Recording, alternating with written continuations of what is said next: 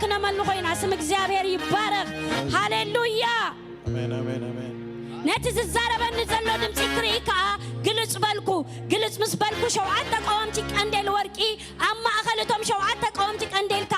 ክሳ እግሩ ተከርነ ብቅናት ወርቅውን ክሳ አፍ ልቡ ታጥቀ ወድ ሰብ ዝመስል ረይኹ ርእሱን ጸጉሩን ጻዕዳ ከም ጸብሪ ጻዕዳውን ከም ሓሳይታዩ የእንቱ ከም ሓልሓል ተሓዊየን አጋሩ አብሓጎዶ ከም ዝረሰና ዘንጸባርቕ አስራዝ ሊባኖስ ይመስላ ድምጹውን ከም ዳይ ብዙም ማዕያትዩ አብ የማናይ ኢዱ ሸውዓተ ከዋክብቲ ኣለዎ ካብ አፉ ክልተ زعفو بلس في وجه تريتون كمتا بحيل تبر صحاي ايو هاليلويا نتطبق يسوع هجا اشحات ملائكتي قدوس اندابلو زسغدلو نوكنا من لخينا هاليلويا يسوع كريستوس بويتايو ليسوع قدماي كم صاي بل زغباي نتطبق زغبر يسوع قدماي كم صاي هاليلويا نእግዚአብሔር ሓደ ነገር ለሚነዮ ይሉ ኢየሱስ በይታዩ ወቃባ አምላክ ንምርአይ መቅደሱን ንምምርማር ሙሉ ዕድሜያ ቤት እግዚአብሔር ክነብር ሎሚ ልማኖኸ እንታዩ ሎሚ ልማኖኸ እንታዩ ወቃባ እግዚአብሔር ምርአይ ይኹን አሕዋተየ ጽባቂዩ ምርአይ ይኹንልና ሃሌሉያ አነ ግና ይሉ መቅደስኩ ምክር ይሉ ሃሌሉያ ክብርኻን ስልጣንካን ክርኢሲ ናብ መቅደስካ የማዕዱ ኣለኹ ይሉ አሕዋተ ሎሚ አብይድ እግዚአብሔር ዘሎ ነገር ዘይኮነ ነቲ በዓሉ ንሱ ጽቡቕ ኢየሱስ ሃሌሉያ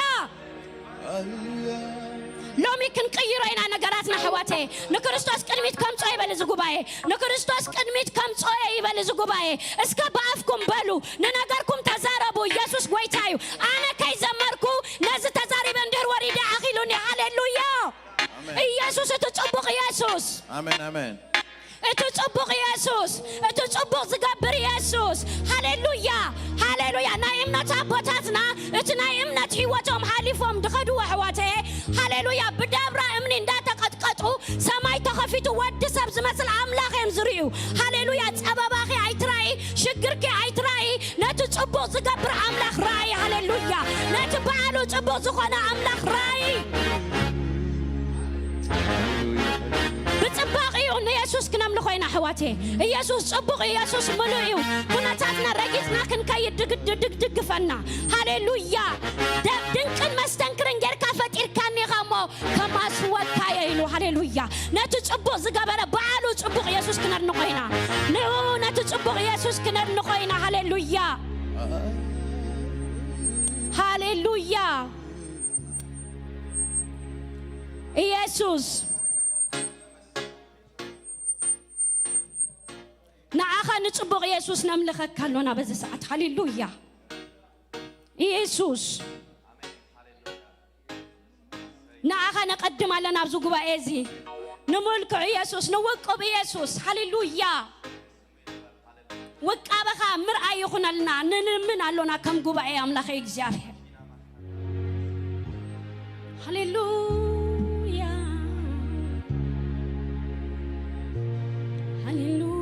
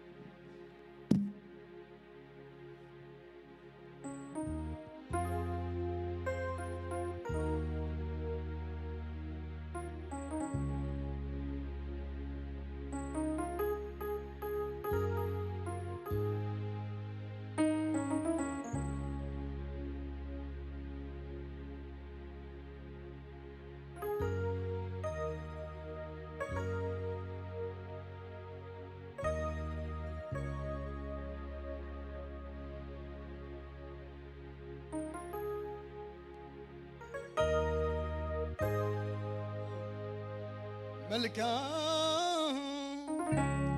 عبلتو أنت ملكامنا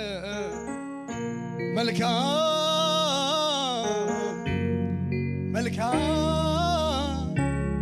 أنا مسكن حالو أنا مسكن حالو أنا مسكن حالو أنا مسكن حالو اسكي دموع علتان دموع طغعيتن نسقويتا زهابو هاللويا يقبو سلازغونا اكسيابير بارخ نسو لعلو خلو لعل زبالة أملاخ سلازغونا اكسيابير مزقن كبرين أملاخ يخون انكوع بدحانن بسلامن نابر يلي بتخرشان متاخون باكالن بمسمر حبريتا دماني بمربب حبريتا بقاتتا تكاتاتو لنا زلهم دما أعبيتكم كنكم اكسيابير مزقن وعبد حان بسلام متاخم كبلي فتو እግዚአብሔር ይባርክ ኢየሱስ ጎይታዩ እስከ ድሙቅ ዕልልታ እንደገና ድሙቅ ጣቅዒት ነስ ጎይታ እግዚአብሔር ይግቦ ስለዝኾነይ ከመቆና ወይ ድማኔ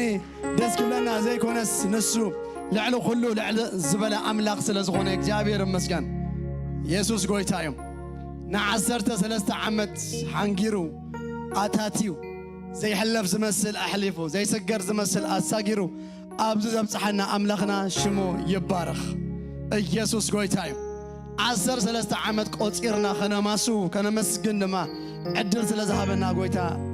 كبرنا شمو يخون اكسيابير مسجن ازي بمغنيات مبل عصر تسلسة مجمار بتغرشان بانيل عمل كيتنا اكسيابير مسجن نقبرو فلي مدبنا اكسيابير مسجن بدقامي انكو عبدحان بسلامة اخم كبل باه يبلني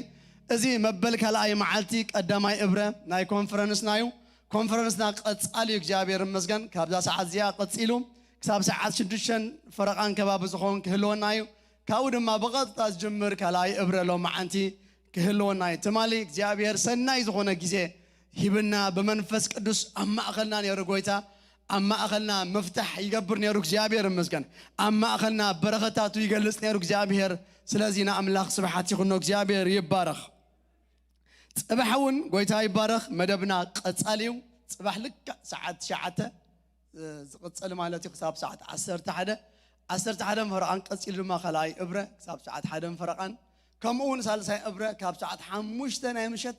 حساب ساعات شوعات فرقان صنح كلونا እግዚአብሔር ይመስገን زما بجانا كافل اب اونلاين توم تمزغبنا بغيزيو እንዳመጸና توم زي تمزغبنا دماني ابيتنا خوينا بزطعمنا زوم تخفيتنا لو بزوم كوينا كنكتاتل نخلينا نايزوم قطر زي بلنا دماني بيوتيوبن بفيسبوكن كنكافل نخلينا እግዚአብሔር ይባረክ ክብርና አምላክ ይሁን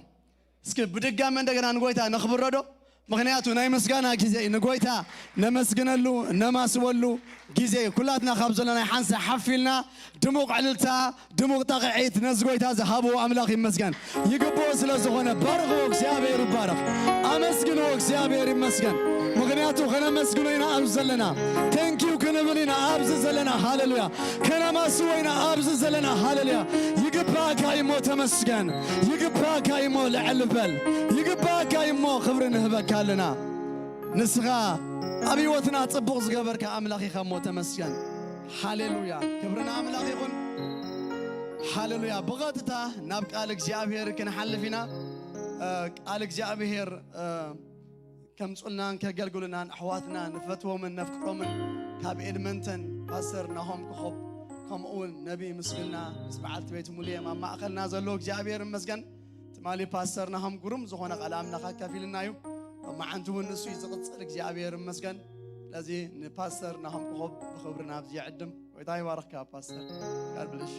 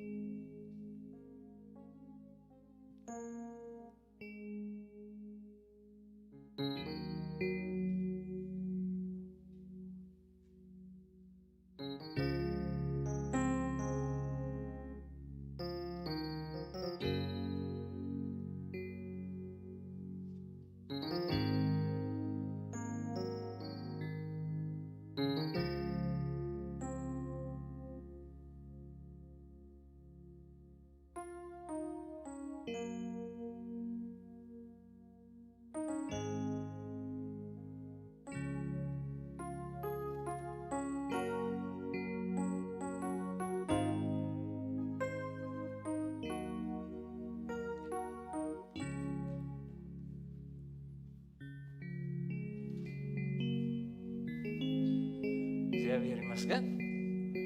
كم يوعلكم እግዚአብሔር ይባረክ ክብሩን ሽሙ ይሁን ለሞን እግዚአብሔር አማከልና አለው ንሱ ይኻ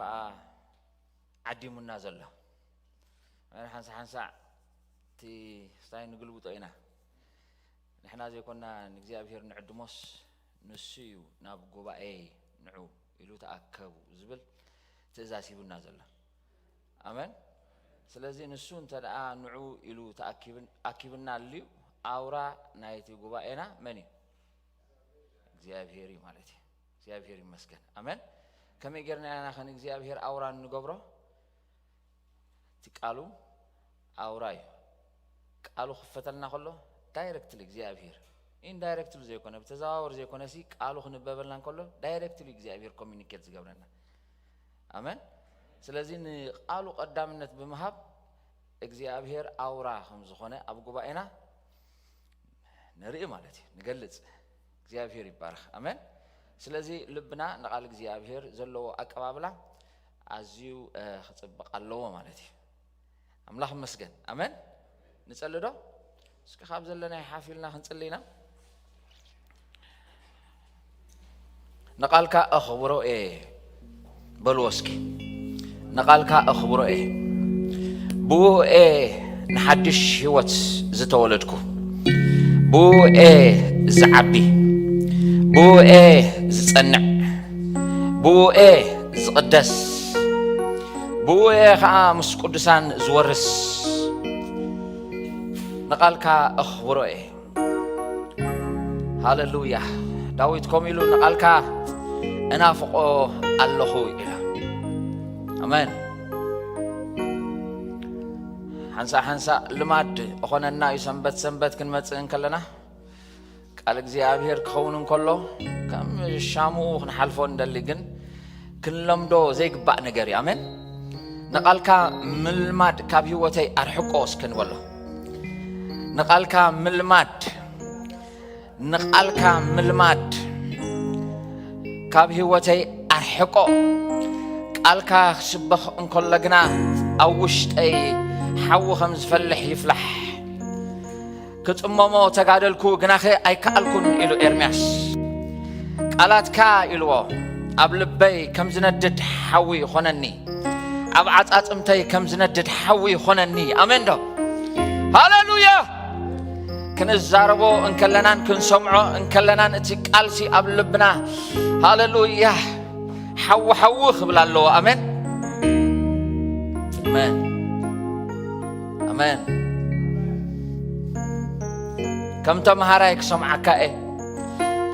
أنا تمهرايك كم تتأزاز زقبل وتحدرك سمعك أنا وتحدرك اسكبلوها كم تنخجل زلاخ كم ክጽበየካኤ ኣነ ናትካ ኣገልጋሊ እየ ክበልዎ ሃሌሉያ ኣብ ህይወተይ ዝሰርሕ ናይ ምብዕዛዝ ሓይሊ የለን እስክንበሎ እግዚአብሔር ይመስገን ነሙና አሜን ሃሌሉያ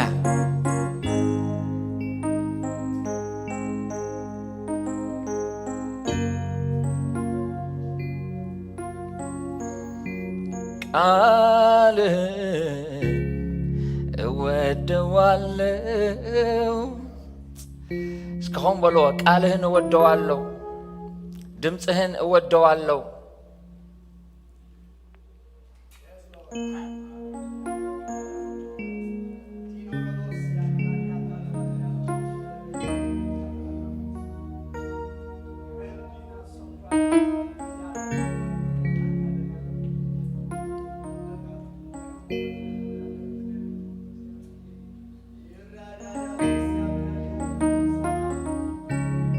أبو بقولتها بكريستوس يسوع سم سلزام عالتنا زينا نمسكنا كلنا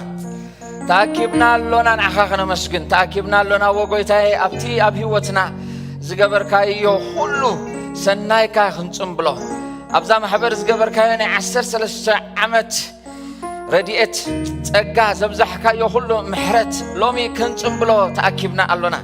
بشمي يسوع كريستوس نازريت هاوي نعود رحقنا يكوننا كنتم بلو تأكيبنا زلنا نعها بهلاونتك أبزين سخام سنان زلهاون كنتم بلكا وقويتا نابخا بقالكاب بالله نعطشو بشمي يسوع كريستوس نازريت هاون نسألي لنا لومي وقويتا تعمي ناتكا طباقي ناتكا رزنت ناتكا حيلي ناتكا وقابي ناتكا قبل بنفس وكفنا خدمق بشمي يسوع كريستوس نازريت هاون نسألي الله كل عينت حيلي مسكالكا زباسن زتعررن كابخا زي كونه بشمي يسوع كريستوس نازريت هاوي يسبر نبلالنا نسخا وقويتا بتن خلو اتمل كله حيلها كاب قبعينا خسبرو كاب هيوتنا كتسبرو بشمي يسوع كريستوس نازريت هاوي نتقلي لنا وقويتا نسخا اخا ناي كبرين نقصنا قال اما اكلنا كجز زدلي حيلي اي حلو فتيم كان سخا بمنفس كاجر كاك زيابير كتقوطات ارنا بشمت تفكروا قدوس ودها يسوع نصلي لنا ابو نقالكا كبر سلتهب امسكنك الله عين زي تقم باريخا ترداني نفسي ابصقخان قبات كان امحصنا الله كبر كله يغبا سلازخونه نعخا نهب بشمت تفكروا قدوس ودها يسوع نصلي آمين هللويا بزلهم مخفلو እግዚአብሔር ይመስገን መበልካል አይ መደብና ዛዕባ እቲ እግዚአብሔር አብ ቃሉ አሚጥልና ዘሎ ካብ ሮሜ ኢና ንመሃር ዘለና እግዚአብሔር ይመስገን ለሞን እግዚአብሔር አለው አሜን ደጋግመ ከዛረቦ ደስ ብለኒ እግዚአብሔር ይመስገን መጽሐፍ ሮሜ نهوتي بفلوي من قدي كابزلو وقت مصحفيا طرح نستفلي اوان معراف حدا خصع معراف ثلاثه زلون ننوح اوان قوسي يابيل كايت حلف اني خاني هوت كازي الزارب غيركا خاتوسدو كم معراف 4 معراف 5 جميركا بفلاي دما معراف 8 ازيو نامستكا سلازخيد توم بكريستوس يسزلون ساتهم كنني يبلو من إلو تسفى سلازه بكا أو يخات سكت እግዚአብሔር ይመስገን ካብ ምዕራፍ ሓደ ክሳብ ምዕራፍ 3 እንተዳርኢና ያ ከዓ ጉሩም ዝኾነ ሓቅ ኣሎ ነቲ ኣብ ምዕራፍ ሓደ 2 3 ተጻሒፉልና ደሎ ሰፊሩልና ዘሎ ሓቅታት ከይገንጸልና ወይ ድማ ከይተኸፍተልና ከይበረሃልና ትርጉም ወይ ድማ ምስጢር ናይተን ካልኦት ምዕራፋት ክርዳእና ኣይክእልን እዩ እግዚአብሔር ይመስገን ኣብዚ ሓለፈ ትማሊ ማለት እዩ ካብ ሮሜ ምዕራፍ ሓደ ካብ ጥቕሲ ሓደ ክሳዕ ጥቕሲ 17 ርኢና ነርና ጳውሎስ ንጥቕሲ 17 ከምዚሉ ይድምድማ ናብ ጥቕሲ 18 ቅድሚ ምሕላፉ ከምቲ ትጽሑፍ ጻድቕ ግና ብእምነት ይነብር ዝብል እቲ ጽድቂ ኣምላኽ ካብ እምነት ናብ እምነት ብኡ እንታይ ይገብር ኢሉ ይገሃድ እዩ ኢሉ እግዚአብሔር ይመስገን አሜን መጽሐፍ ሮሜ ኣርእስታ እዛ ጥቕሲ እያ ናይ መጽሐፍ ሮሜ تقللتي حسب ويدما صمق أبيلو حواري باولوس أقميطوا زلو حسب أينتي أنت رأينا إذا حج زنبوب كلكم تقسي 10 شوعته نزا تقسي 10 شوعته انت تبل نسخه اتتصدق أملاح بمؤمن بكريستوس إيسوس يزقلت نزبل ناتو دوكترين ناتو مهرو منتي كسمر إلو دمايو كابتوس 10 شمونته جميرو زلو كسع معراف 3 كسع معراف 5 زموقوت مالتي اتي انكو منقدي ناب املاح انقربلو نايكزي ابهر موغوس نايكزي ابهر ጸጋ نايكزي ابهر تقبالنت انرخبلو انكو منقدي إلي حوار باولوس زكاتع زلو حجي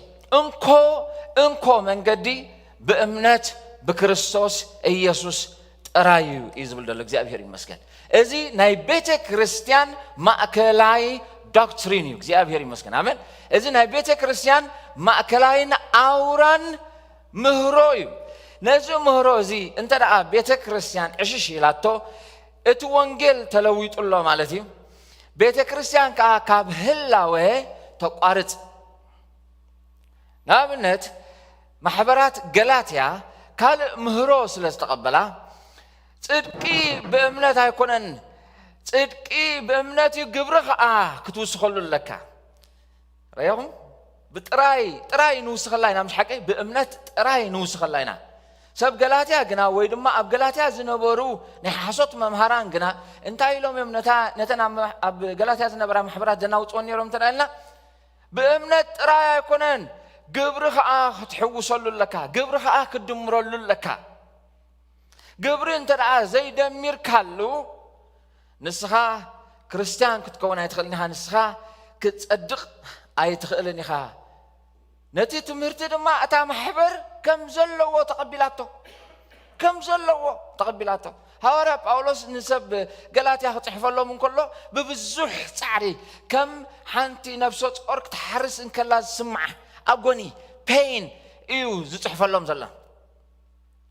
كمتا تحرس سبيتي انس بزح انتي قبر لكم الله يلو اصعر لكم الله يلو بين سمعوا نيرو ببزح بخيات دما صحيف لهم سلامنتاي انت رايلكم اني كابتي ناي حق وانجيل انتي سلوز غبروا سلا زرحقو فتش انت دابيل كايو نقل سب كاني ازو مهروزي كي تردو اب هيوتو حيزو يصنحمو تغي حجي حواتي كنغركم ناي كله زل العالم ناي كله زمن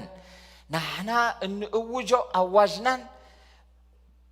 انتينا فخرانان انتي خون زلو نحنا موتو انتي خون زلو انت قالنا صدقي بأمنت بكريستوس إيسوس راي ايو إلنا كنسبخن كنمهرن كنوجني زلنا እግዚአብሔር ይመስገን አሜን ስለዚህ ሐዋርያ ጳውሎስ ነቲ ናቱ ትምህርቲ ባይዘወይ ትማል ተማህርና ያለና مش حقي ካብ አምላክ ተቀበለ ወንጌል ላይ ምን ይልናት ማሊ ወንጌል ላይ አምላክ ስለዚህ እቲ አምላክ ዘሃቦ እቲ አምላክ ዝገለጸሉ እንታይ ዝገብር ደሎ ዝዛረብ ዘሎ እቲ አምላክ ዝገለጸሉ አምላክ እንታይ ዝብለና ዘሎ ማለት እዩ አምላክ እንተ ዳገለጽሉ ኮይኑስ አምላክ እንታይ ዝብለና ደሎ ጽድቂ በእምነት በክርስቶስ ኢየሱስ ጥራይ ካለ መንገድ የለን ነዚ ትምህርቲ እዚ ከትኩረሉ ስለዝደለየ ድማ እቲ ዝቅጽል ዘሎ ምዕራፋት ይዛረብ ሕጂ ራይ طقس 17 تراሪኹም ናብ طقس 18 ክሰግር እንከሎ ካል ድምጽ እዩ ዝመስልኒ ሐዋርያ ጳውሎስ እንታይ ኢሉ እቲ ጽድቅ አምላክ ካብ እምነት ናብ እምነት ብው ይጋሃድ ይመስበለስ እንታይ ጀሚሩ መስለኩም ቁጣ አምላክ ይሉ ጀሚሩ أقربن قطعة أملاح كاب سماي إلو أبرسي إنتن عمت أزبله خل نتحق بعمت أبز خدنا والسبات انتي قبريلو يقلت إلو حجير يا خمرو اتناتو تون اتناتو كنيسي زتغير يمثل جناخ أي تغيرن نتاز مهراز الله تمرتي متان أتبقو خسمر الله دليو نز حساب زمصو زلا اوكي حجي حوارا باولوس نتم ابروم يزلو انتي لهم الله وانجيل كسب كلكم انتي غير الله يلو تدالي ኣለኹ ኢልዎ ሕጂ ሐዋርያ ጳውሎስ ናይ ወንጌል ሰባኺ ናይ ወንጌል እንታይ እዩ ኣበሳሪ ናይ ወንጌል ኣዋጅ እዩ ኣብ ዝኾነ ቦታ እንታይ ዝገብር ወንጌል እዩ ዝእውጅ ሕጂ ሐዋርያ ጳውሎስ ቅድሚ ነቲ ጥዑም ዜና ቅድሚ ነቲ ጥዑም ወንጌል ምብሳሩ ግን እንታይ እዩ ኣብዚ ዘበስር ዘሎ እንተራእናስ ነቲ ሕማቕ ዜና ቁጥዓ ኣምላኽ ኢሉ እንታይ ይገብር ኣሎ ይጅምር ኣሎ ንሕና ድማ ወንጌል ክንምስክር እንከለና ወይ ድማ ወንጌል ከነበስር እንከለና በገዛውቲ ደረጃ ክኸውን ይኽእል እዩ ብጉርብትና ደረጃ ክኸውን ይኽእል እዩ ኣብ ጽርግያ ክኸውን ይኽእል እዩ ኣብዚ ኣብ ማሕበር እውን ክኸውን ይኽእል እዩ ብመጀመርታ ክንጥቀመሉ ዘለና ስትራቴጂ እንታይ እንተራእና ንጥዑም ወንጌል ቅድሚ ምሃብካ ነቲ ሕማቕ ወንጌል ምርዳእ ኣገዳሲ እዩ ሕማቕ ወንጌል ክብለኩም ከለኹ ወንጌል ብገዛ ርእሱ ሕማቕ ስለዝኾነ ዘይኮነስ እንታይ ዳ ባህ ዘየብል ኩነኔ ዘለዎ ኦፌንሲቭ ዝኾነ ሓቂ እንታይ ምግባር ማለት ይመስለኩም ምዝራብ ማለት እዩ እግዚአብሔር ይመስገን ሕጂ ቀሲልና ክንሪኦ ኢና ሐዋርያ ጳውሎስ ኣብ ምዕራፍ 1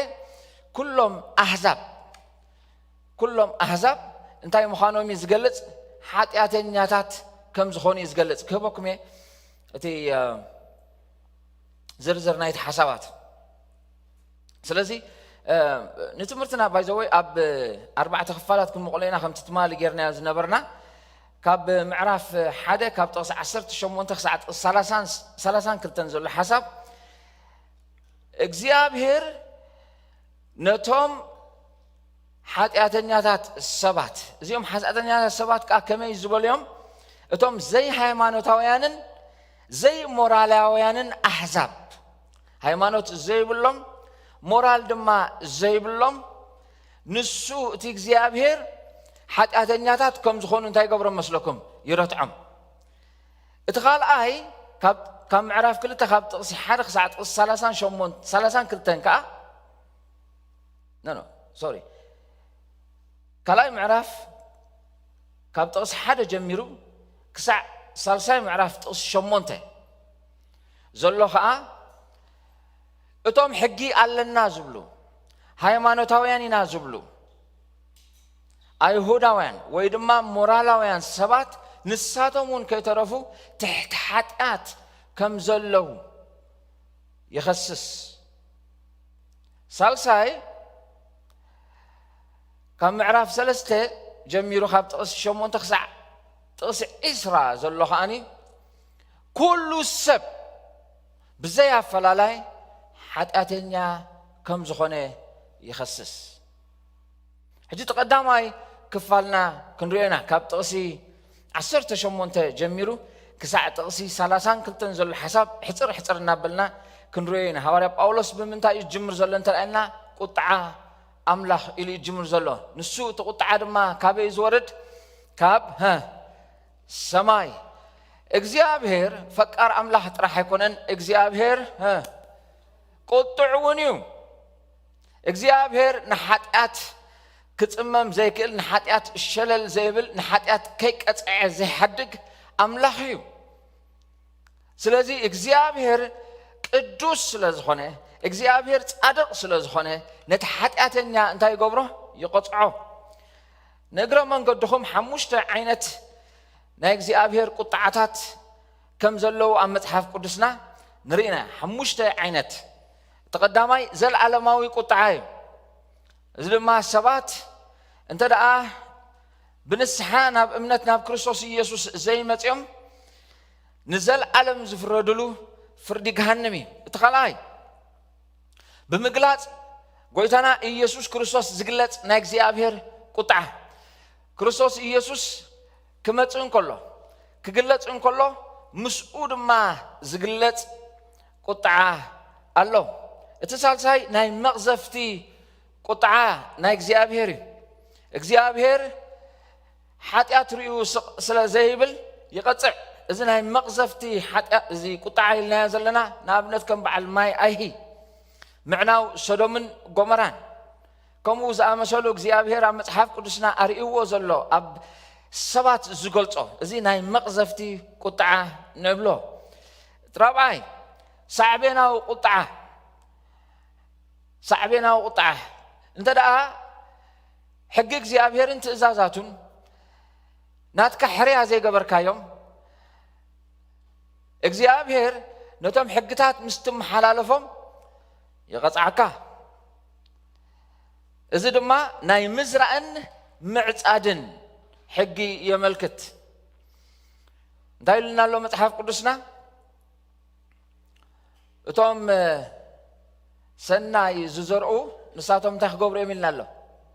ሰናይ ነገር ድማ ከዓጽድዮም ሰብ ነቲ ዘርኦ ንዕኡ ኸ እንታይ ክገብሩ ኢልና ኣሎ ከዓጽዶ እዩ ብዘየገድስ ክርስቲያን ምዃንካ ብዘየገድስ ክርስቲያን ዘይምዃንካ እዚ ሳዕቤናዊ ቁጥዓ ናይ እግዚአብሔር ኣብ ህይወትካ ይግለጽ ሓምሻይ ናይ ምሕዳግ ቁጥዓ እግዚአብሔር አባንደን ይገብረካ ሕድግ የብለካ ጥንጥን የብለካ እዚ ዓይነት ቁጥዓ ናይ እግዚአብሔር ኣዝዩ ክፉእ ቁጥዓ እዩ ብህይወትካ እናነበርካስ እግዚአብሔር ኣብ ጽንዓት ልብኻ ይሓድገካ እግዚአብሔር ኣብ ሓጢአትካ ይሓድገካ መምለሲ ብዘይብሉ እግዚአብሔር ንሓጢአት ይኽልክሎ እዩ ሰብ እንተ ዘይኽልከል ነይሩ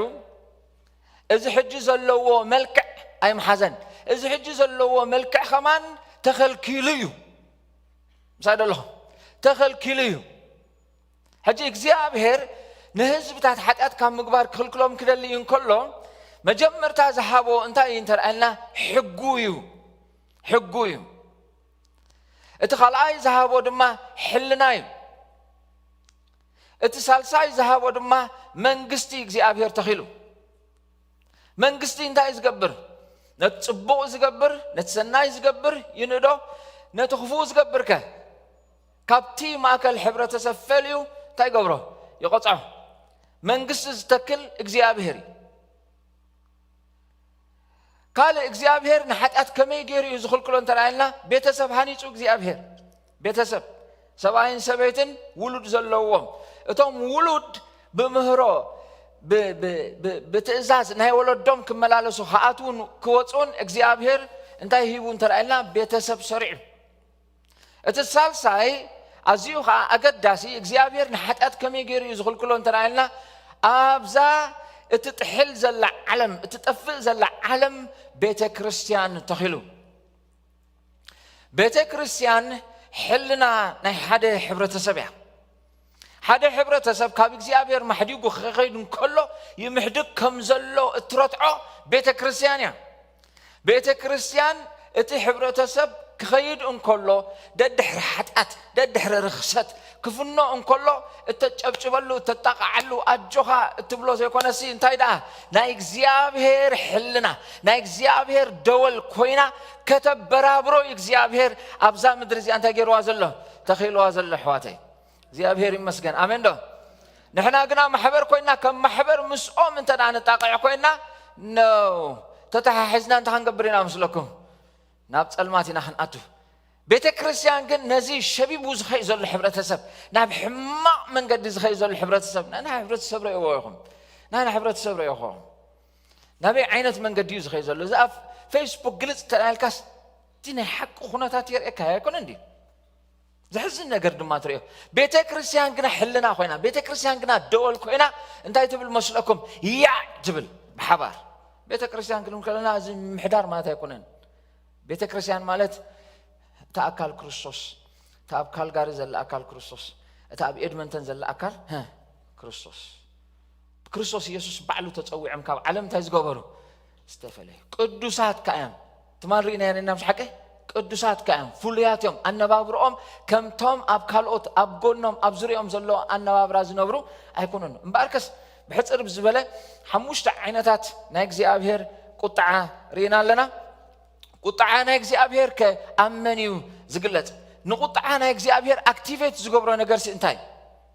እግዚአብሔር ቁጥዑ ንኽገልጽ ኣክቲቬት ዝገብሮ ነገር እንታይ እዩ ዘላዓዕሎ ነገር እንታይ እዩ ዘጨኩነ ነገር እንታይ እዩ እንተራእየልና እቲ ቀዳማይን ቀንድን ረሲእነትን ዓመፃን ረሲእነትን ዓመፃን ኣብ ዘለዎ እግዚአብሔር እንታይ ይገብር ቁጥዑኡ ይልእኽ ረሲእነት ማለት እንታይ ማለት እዩ ንእግዚአብሔር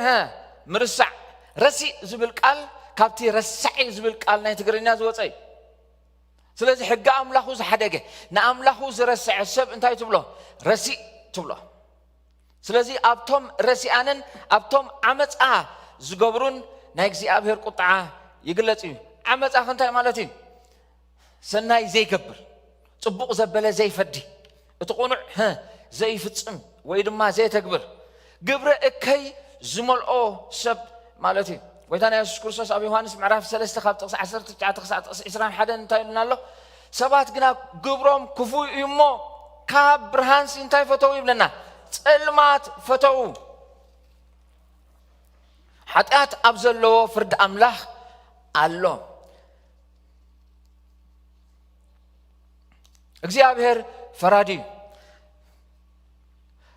ናይ ምድር እኳ ፈራዲ ኮይኑ ንኃጢአት ዘቃባጥር ወይ ድማ ንገበን ዘቃባጥር ፍርዱ ኩሉ ግዜ እንታይ ኣይኮነን ቁኑዕ ኣይኮነን مش حقي حقنا ናይ ካናዳ እንተና ተመሓላሊፍካ እዮ ፈራዲ ጨካኔ ስለምንታይ ልዕሊ እቲ ገበን ነቲ ሕጊ ስለ ዘፍቅር እቲ ሕጊ ክጥሓስ እንከሎ እቲ ፈራዲ ይጭክን እግዚአብሔር ድማ ሕጉ ክጥሓስ እንከሎ አንጻሩ ዓመፅ ክግበር እንከሎ ይጭክን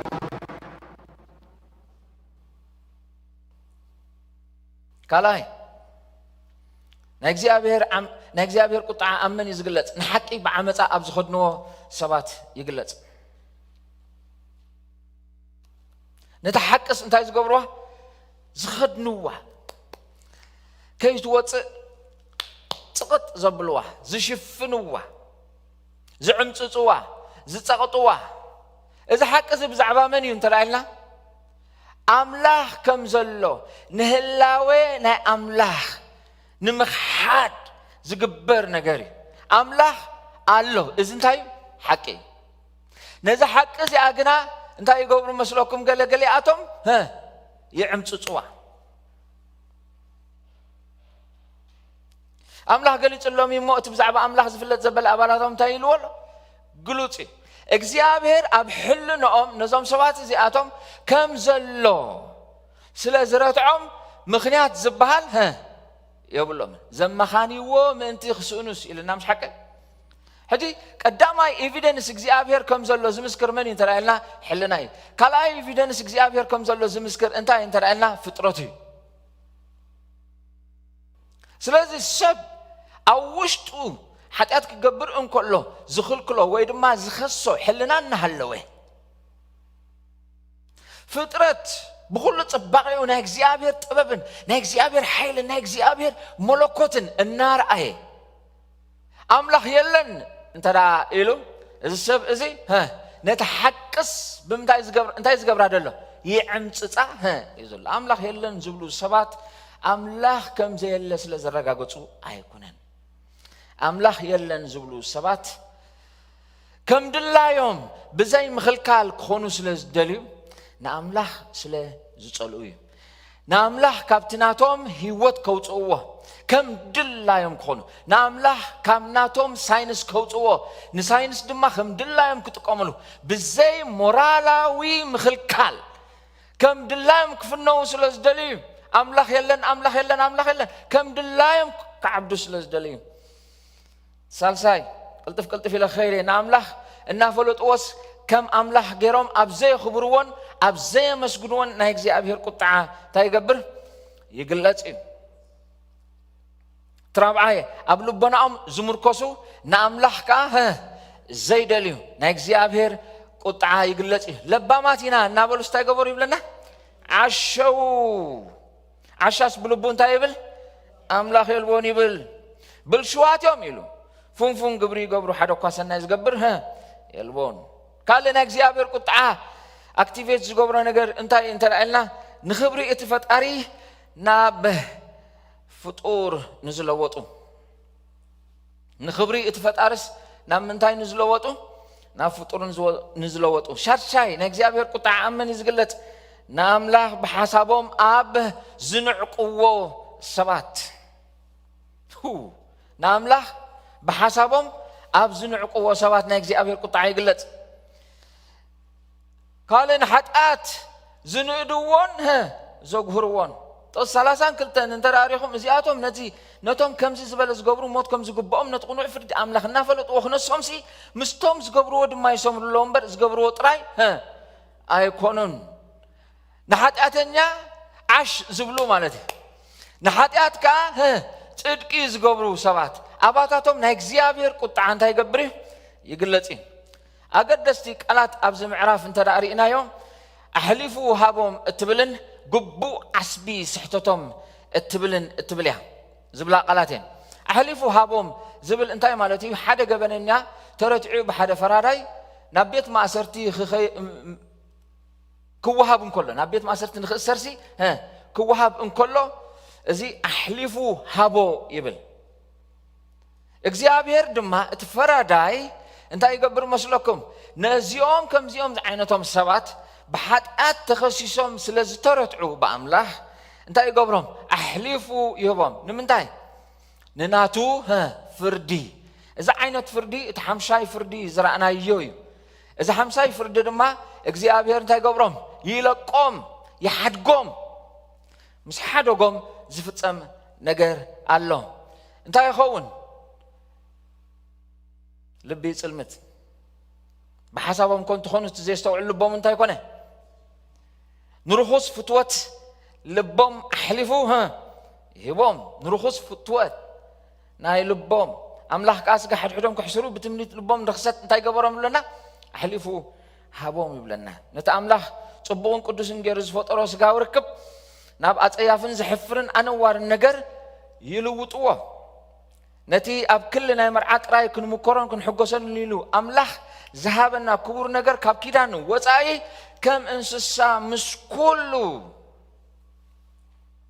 كابز بزغدده كاب بفوتوت بحيل عميصوم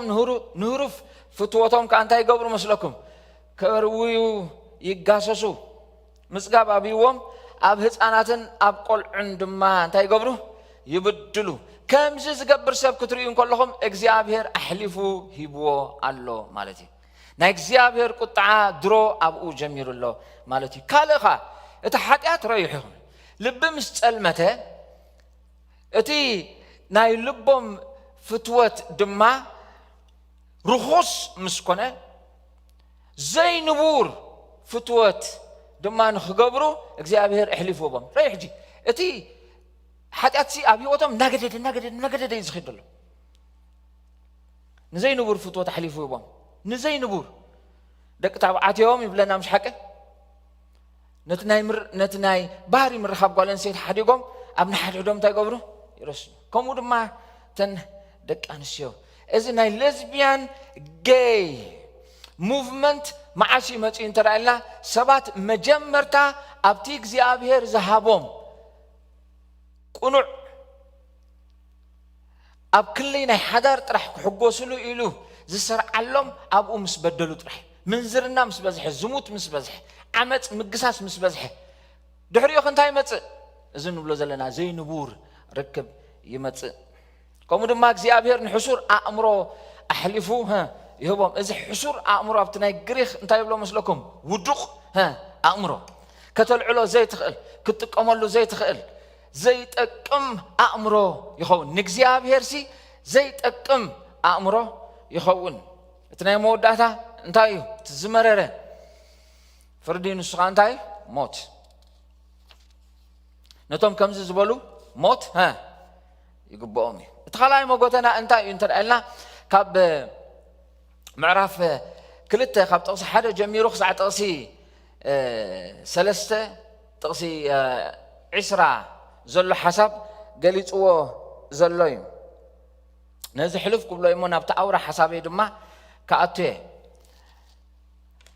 حراي اتوم ناملاح زي فلطو ሃይማኖታውያን ዘይኮኑ ሞራላውያን ዘይኮኑ ሰባት ኣብ ትሕቲ ሓጢኣትኩም ዘለዉ ኸሲስሎ ሓጢኣተኛታት እዮም እዚኦም ከኣምኑ እዚኦም ክድሕኑ እንተዳ ኮይኖም ድማ ብእምነት ብክርስቶስ ኢየሱስ ጥራይም እንታይ ዝገብሩ ዝጸድቁ እትሳልሳይ እትኻላይ ሞጎተናይ ሐዋርያ ጳውሎስ እንታይ ወላውን ሃይማኖት አሎኒ እንተበልካ ወላውን ሕጊ አሎኒ እንተበልካ ወላውን አነስ ንሕጊ ይሕልወ ሞራላዊ ሰበ እንተበልካ ንስኻ በቲ እትፍጽሞ ሕጊ በቲ ዘለካ ስርዓት ናይ ሃይማኖት ክድሕን አይ ትኽእልን ኢኻ ኢሉ ከዓ እንታይ ይገብር ይምጉት ማለት እዩ ምዕራፍ ክልተ እንተ ዳርኢና ንመን ይዛረብ ዘሎ ስለዚ ኣታት ፈርድ ሰብ ዝኾንካ እንተኾንካ ነቲ ትፈርዶስ ትገብሮ ስለ ዘለኻ በቲ ንኻልእ ትፈርዶን ርእስኻ ትኹንን ኣለኻ እሞ ምኽንያት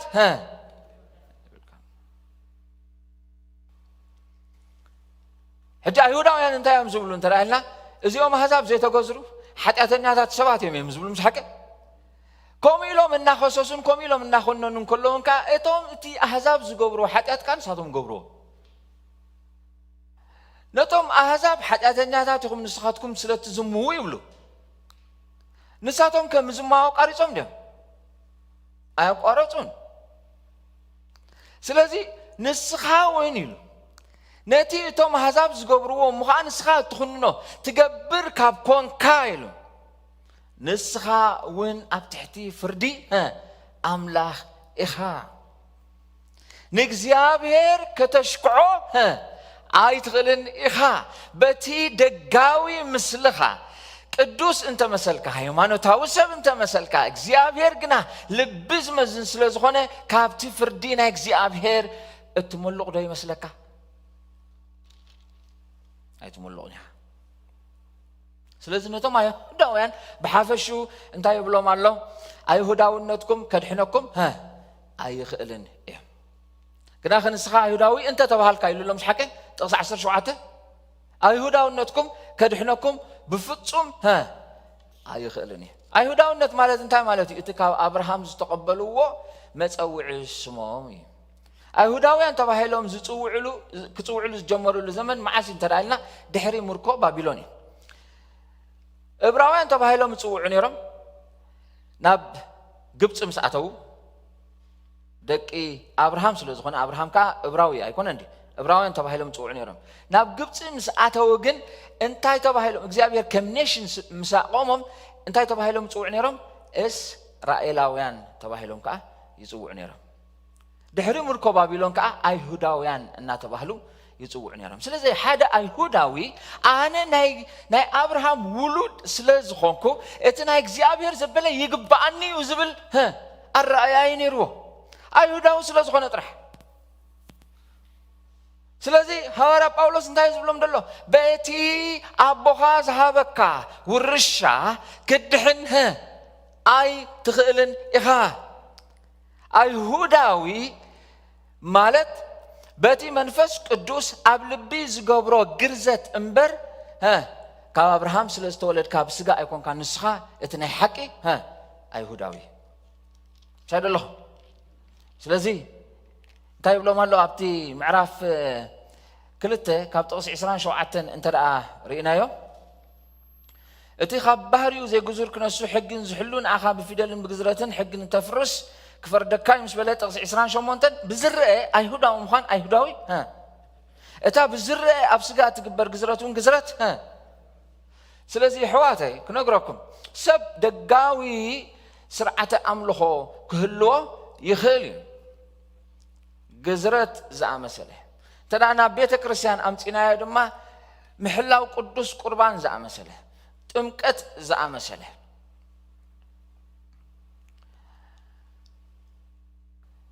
ሕጂ ክንፈርሖ ዝግባአና ነገር ሓደ ነገር ኣሎ ደቅና ኻባና ስለ ዝተወልዱ ድሒኖም ማለት ድዩ ኣይኮነን ሕጂ ናብቲ ካልኦት ተዓንቂፎም ወሪቆምሉ ዘለዉ ሃይማኖታዊ ኣተሓሳስባ ከይንኣቱ ኢለ ከም ዝብለኩም ደለኹ ካብ ላዕሊ እንተዘይተወለድካ ንመንግስቲ ኣምላኽ ክትሪኣ ኒቆዲሞስ ኣይሁዳዊ ስለ ዝኾንካ ፈሪሳዊ ስለ ዝኾንካ ንኹሉ ሕግታት ድማ ስለ ትፍጽም ንመንግስቲ ኣምላኽ ክትኣቱ ኣይኮነን ክትኣቱስ ኣይትሪኣን ድማ ኢኻ ኢልዎም ሓቂ ኣይኮነን ክትኣቱ ክትሪኣ እውን ኣይትኽእልን ኢኻ እንታይ ዳ ካብ መንፈስ ክትውለድ ኣለውካ እግዚአብሔር ይመስገን ኣብዚ ሐዋርያ ጳውሎስ ዝዛረቦ ዘሎ እንታይ እዩ ብዛዕባ ዳግም ልደት እዩ ዝዛረብ ዘሎ ዳግም ልደት ማለት እንታይ ማለት እዩ መንፈስ ቅዱስ ኣብቲ ዝሞተ ልብኻ ንኣምላኽ ግብረ መልሲ ኣብ ዘይህብ ልብኻ ኣትዩ ህይወት ክህበካ ከሎ ማለት እዩ እግዚአብሔር ይመስገን አሜን ምዕራፍ 3 እንተ ደኣቲና ይቕጽል እዩ ምዕራፍ 3 ካብ ጥቕስ 9 ጀሚሩ ሐዋርያ ጳውሎስ ሓደ ኣድማሳዊ ዝኾነ ኩነኔ ይኹንን ማለት እዩ ሕጂ ሐዋርያ ጳውሎስ ከምንታይ ጌርኩም ቁጽርዎ መስለኩም እግዚአብሔር ከም ፈራዲ ሐዋርያ ጳውሎስ ከኣኒ ከም ጠበቃ ጌርኩም ቁጽርዎ ኢኹም እዚ እግዚአብሔር ክፈርድ እንከሎ ሐዋርያ ጳውሎስ እንታይ ዝገብር ደሎ ይጣበቅ ኣሎ ንመን ይዝጣበቅ ደሎ ንእግዚአብሔር እዩ ዝጣበቅ ዘሎ ኣብዚ ንሕና ከምኡ ኢና ምሽ ሓቂ ኣብ ቅድሚ ፍርዲ ክንቆም እንከለና እቲ ፈራዳ ያሎ ናይቲ ክራውን ጠበቃ ድማ ኣሎ ንሕና ጠበቃ ኣሎ ናይቲ ክራውን ጠበቃ ማለት ኣብ ክንዲ መንግስቲ ኮይኑ ኣብ ክንዲ ትሕግድ ናይቲ መንግስቲ ኮይኑ እንታይ ዝገብር ዝጣበቅ ማለት እዩ ስለዚ ሐዋርያ ጳውሎስ ከምቲ ናይ ክራውን ጠበቃ ጌርኩም ቁጽርዎ ኢኹም ኦኬ ስለዚ ክኸስስ እንከሎ ሐዋርያ ጳውሎስ ምዕራፍ 1 ኸሲስሎ ምዕራፍ 2 ኸሲስሎ ምዕራፍ 3 ድማ በአልማማ ንኹሉ ሰብ እንታይ ይገብር ይኸስስ ተስጫት እንታይ ዳዩ ካባታቶም እንሕሸሉ ዳኣሎና ሓንቱኳ ኢሉ ሓንቱኳ አይሁድ ኮኑ ወይስ ጽራውያን ኩላቶም ትሕቲ ኃጢአት ምዃኖም ቅድም እንታይ ጌርና ኣለና ኢሉ ከሲስና ኣሎና ሓደ እኳ ኢሉ ሽዑ ምስ ሓቂ ከምኡ ተጽሒፉሉ ሓደ እኳ ጻድቕ የልቦን እናበለ ሽዑ ይቕጽል ስለዚ ኩሉ ሰብ ኣብ ትሕቲ ፍርዲ ናይ እግዚአብሔር ስለ ዘሎ ካብ ፍርዲ ናይ እግዚአብሔር ንኽመልቕ ድማ ጽቡቕ ግብሪ ብምግባር ኣይኮነን ሕጊ ብምሕላው ኣይኮነን ሕሰቦ እንደ ሓደ ዝቐተለ ሰብሲ ኣብ ቅድሚ እቲ ፈራዲ ምስ ቆመ ሕራይ ዳኛ ኣነ ነዚ ሰብዚ ከም ዝቆተልኩ የመነ ግናኸ ወፄ ሕጂ ነቲ ናይ ተቐታሊ ስድራ ጽቡቕ ክሕሶ እየ ምስኡ ሰላም ክገብር ዕርቂ ክገብር ክፈድዮ ድማ ሚት ከዕበት እንተ ዝብልሲ እቲ ፈራዳይ ይሓድጎ ዶ ኣይሓድጎን እዩ ወላ ጽቡቕ ልቢ እንተ ሃለዎ ሰናይ ክገብር እንተ ደለየ ነቶም በዲልዎም ደሎ ስድራ እቲ ፈራዲ ግና ንቤት ማእሰርቲ ኣሕሊፉ ዝቦ ከምቲ ሕጊ ኣይኮነን እንዲ ስለዚ ሰብ ዝበለ ይበል ዝገበረ ይግበር ኣብ ቅድሚ እግዚአብሔር ደው ክብል እንከሎ ኩኑን እዩ ትድሕንዶ ይመስለካ እንተ ዳኢልካዮ ንዝኾነ ሰብ እንታይ ዝብለካ ዋ ጽቡቕ ገብርሲ እጽዕረ ይዝብል ኣብ ኣላ ታ ግብረ ኣብኣ ጸንሐኒያ ይመስለካ ዶኸ እስኻሲ ጽቡቕ ሰብ ዲኻ እስኻ ሰናይ ሰብ ዲኻ እንተ ዳኢልካዮ ንስኻስ ብውሽጥኻ ዶ ሕያዋይ ሰብ ኢኻ እንተ ዳኢልካዮ ግን እዚኣ እታ ቻሌንጅ ና ይኮነት እንዳ እግዚአብሔር ይመስገን ኣሜን ስለዚ ሰብ በአምላኽ ተረቲዑ ኃጢአተኛ ኮይኑ ተረኺቡ እዩ ስለዚ ንሰብ ድማ ንሕና እንታይ ኢና ንገብር ከምዚ ልክ ሐዋርያ ጳውሎስ ዝገብሮ ደሎ ንስኻ ኃጢአተኛ ኢኻ ኢልና ኢና ንረትዖ ምስ መንፈስ ቅዱስ ኮይና እግዚአብሔር ይመስገን አሜን እግዚአብሔር ኃጢአተኛ ኢኻ እናበሎ እግዚአብሔር የፍቅረካ እንተ ዳኢልካ ምስ መን ኢኻ ዘይትሳነ ዘለኻ ምስ መንፈስ ቅዱስ ኣይትሳነን ኢኻ ዘለኻ ምሳይ ደለኹም ብሩኻን እዚ እግዚአብሔር ፍቅሪ ድብል ስብከት ትፈልጡ ዲኹም ንቤተ ክርስቲያን እንታይ ገይርዋ ከም ዘሎ ፈጺሙ እዩ ዓንይዋ ደሎ ምክንያቱ ዳግም ልደት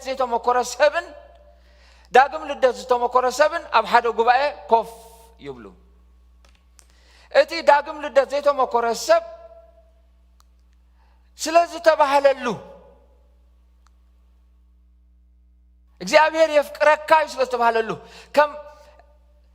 ኃጢአተኛ በመሆንካስ የፍቅረካ ምስ ኃጢአትካ የፍቅረካ ስለተባህለሉ እግዚአብሔር ዳ የፍቅረን እንዲ ምስ ኃጢአቱ እናበረ ኣብ ኃጢአቱ እናነበረ ستيل أبيت እግዚአብሔር ዝድሓነ መሲልዎ ኮፍ ብል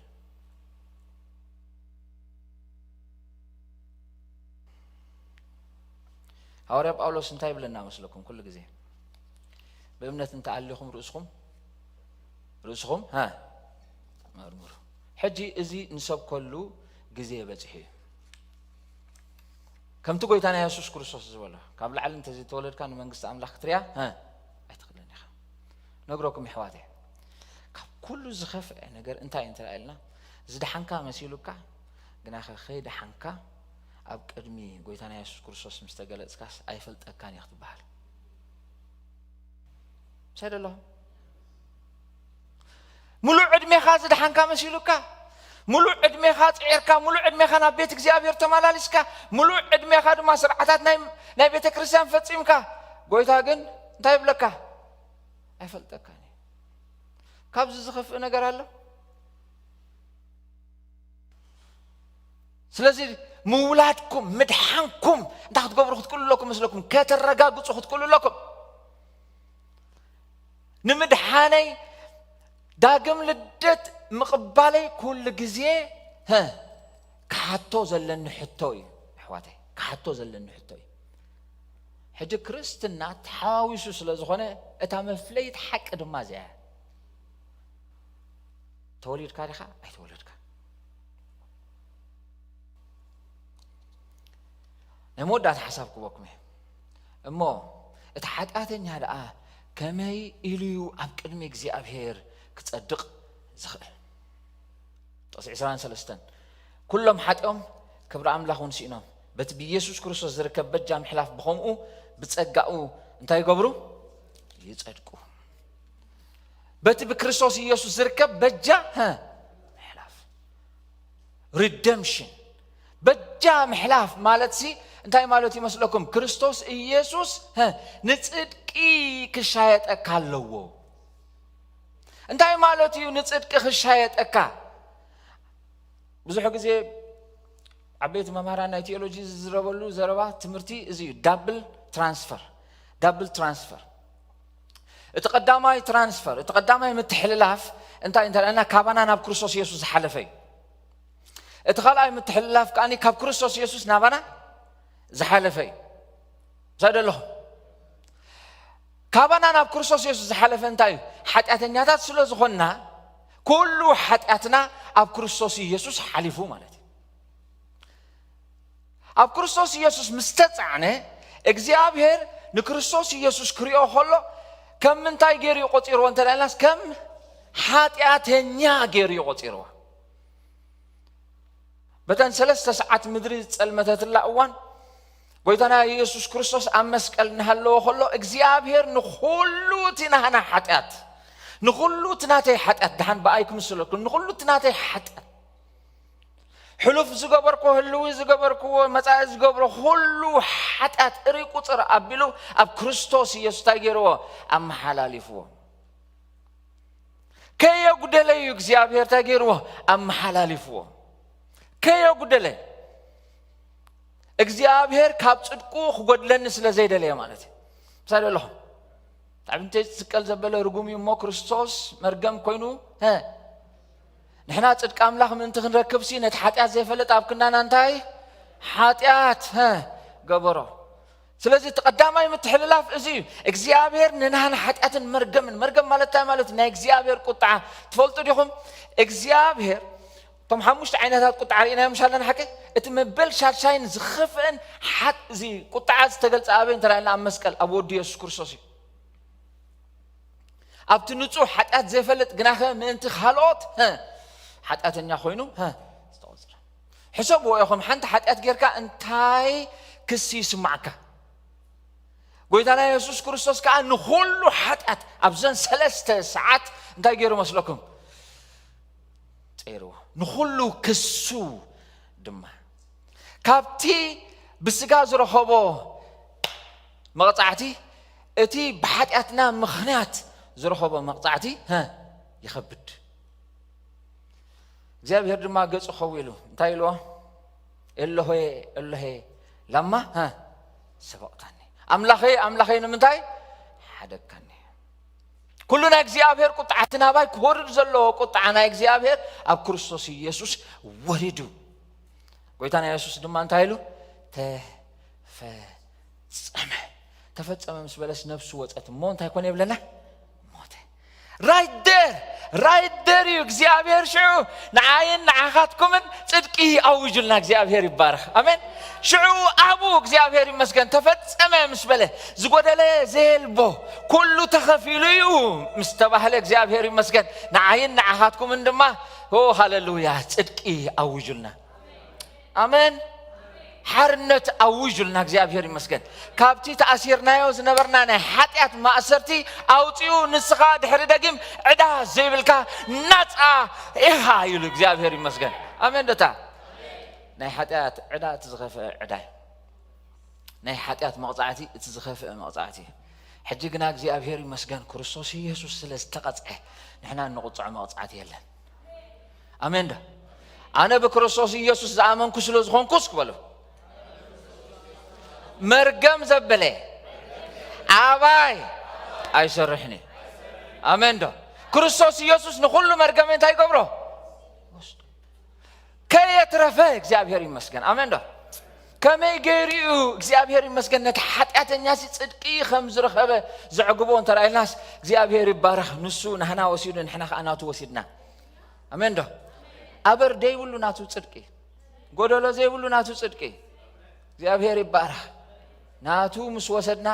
እግዚአብሔር እንታይ ይሉና ጻድቃን አሜን ዳ ንስኻ ጻድቅ ኢኻ ሕጂ ይሉና እግዚአብሔር ይባረክ አሜን ሕጂ እግዚአብሔር በክርስቶስ ኢየሱስ ንዝኣመና ዘበልና ክሪአና እንከሎ አባና በይንና ይኮነን ድሪአና አባና بيننا أنت رأينا ويلنا أبانا غنا كريستوس يري هاليلويا نكريستوس كآخر يخلو بيني يكون ندري أب كريستوس كأن أنا يري أنا سلسلة كم تنكريستوس يسوع تقبله كم هو أنا كتسلين كلها نبي زيابير كتقربن كلها مسك زيابير أمونغو زعقت يلين آمين دو سوي لكم شميش هاي تقولوا እግዚአብሔር ባር ታቱ ትخليها አሜን ትخلካ አታሜን ዶ እትደገ ተኸፊቱ ተራሂም እግዚአብሔር ይባረክ አቤሎ ሰይጣን የለን ኣብቲ ዘለኽዎ ኣብቲ ዘኣተኽዎ የለን ብኡድ ማሕጂና ብኡ ምእታው ዝረኸብና ይብል ምዕራፍ 5 በአርሲ በክርስቶስ ኢየሱስ ካብ ጸደቅና ምስ አምላኽ በጎይታና ኢየሱስ ክርስቶስ ሰላም بود ما نبذلنا حجي نبذلنا يتسقى مئتاو سرخبنا እግዚአብሔር ይባረክ አሜን ዶ ሃሌሉያ ይሕዋተይ ክነግረኩም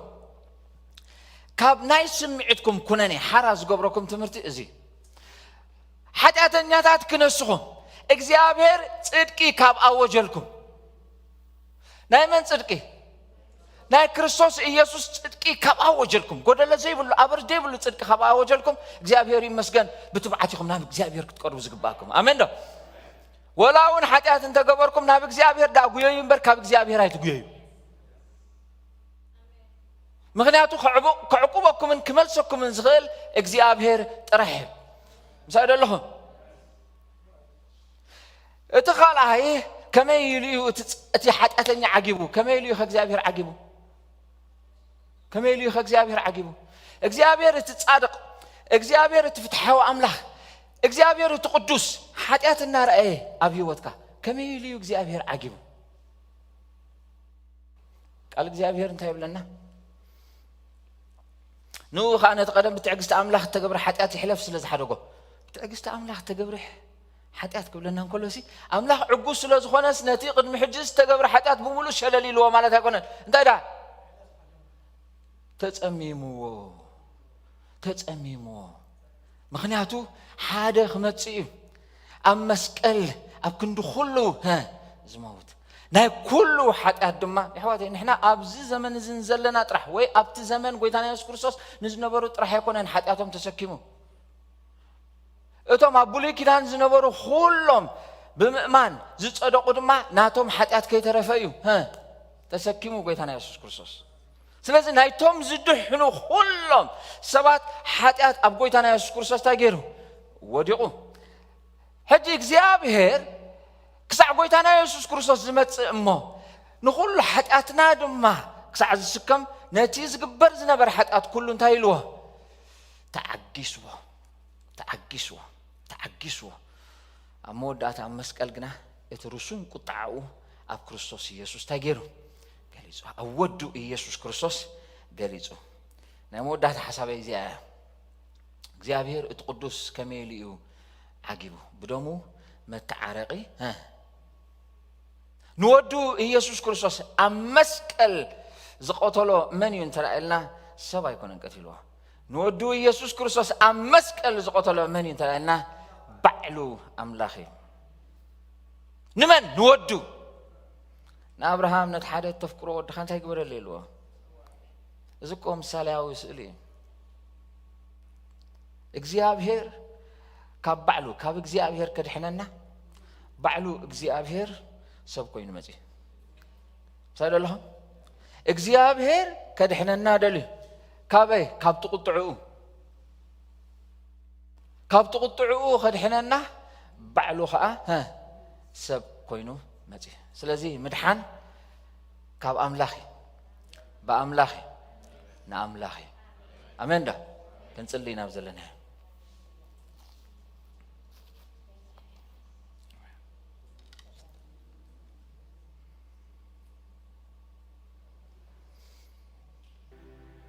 ሃሌሉያ እስኪ ሓፊልና ክንጽልይና እግዚአብሔር ይመስገን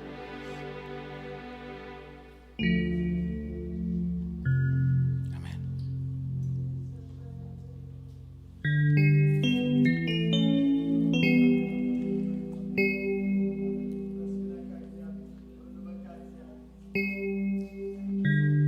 ከሳሲ ኸሲሱ ክረትዓሉ ኣብ ዘይኽእል ቦታ ኢኻ በጽሕካ ዘለኻ ክርስቲያን ሰይጣን ደላዩ ዓይነት ክስ ኸሲሱ ክረትዓሉ ኣብ ዘይኽእል ብክርስቶስ ኢየሱስ ውሕስ ዝኾነልና ቦታ ትብዓት ኣሎና ድማ እግዚአብሔር ይመስገን ናብ እግዚአብሔር ንምቕራብ አሜን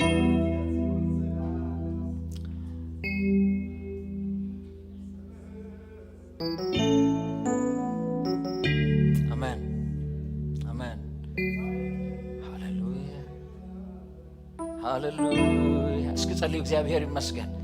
ትብዓት ኣሎና ኣብዚ መስዋዕት እዚ ኣብዚ በጃነት እዚ ኣብዚ ምትዕራቕ እዚ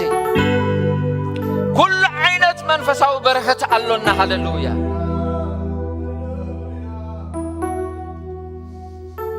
መንፈሳዊ በረኸት ዘበለ ዝባረኸና ዝብሎ ቃል እግዚአብሔር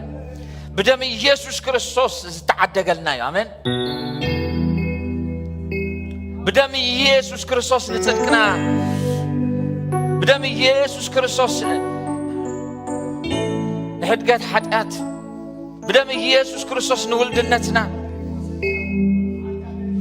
بدم كريستوس يسوع هاللويا نتنسأنا نسلامنا نحقوسنا نقول كريستوس يسوع عدي قلنا له هاللويا اتعدانا أملاخ تخفيلو هاللويا أملاخ زتصابات أبكا عدا يلن حجي هاللويا تخفيلو it's paid أمين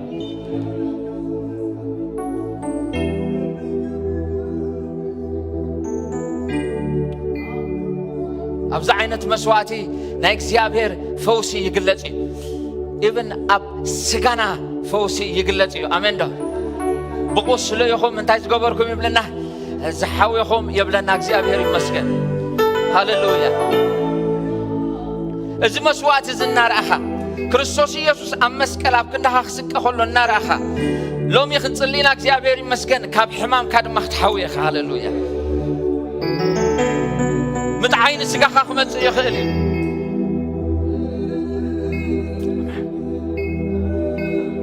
ክንጽልይና እግዚአብሔር ይመስገን ሃሌሉያ هاللويا እግዚአብሔር ይመስገን ኣብዚ ምናልባት ዝሓመምኩም ክትህልው ትኽእሉ ዘሳቅየኩም ነገር ኣብ ጥዕናኹም ሽግር ዘሎ ቀዳማይ ክርዳእልኩም ዝኽእል ክርስቶስ ኢየሱስ እዩ ብኩሉ ከምዚ ኸማና ዝተፈተነ እዩ ካልኣይ ድማ ኣሕዋተይ ኣነ ሓሚምካ ምሕዋይ ጥዕሜ ስለ ዝኾንኩ ምስክር ኾነኩም ኣለኹ ብዙሓት ሰባት ከዓ ሓዊ ይርኢ ኣለኹ ሃሌሉያ ተዳሃልኹም ኮንኩም እግዚአብሔር ይመስገን ብሓባር ኮይና ክንጽልይና አሜን ኢድ ዊጥ መባል አይደለን እዩ ንቅድሚት መምጻእ አይደለን እዩ እግዚአብሔር ይመስገን በእምነት ክንጽልይና አሜን ዳ ክርስቶስ ኢየሱስ ኣብቲ ዝሕመኩም ዘሎ ሃሌሉያ መጽኡ ክፍውሰኩም ክንጽልይና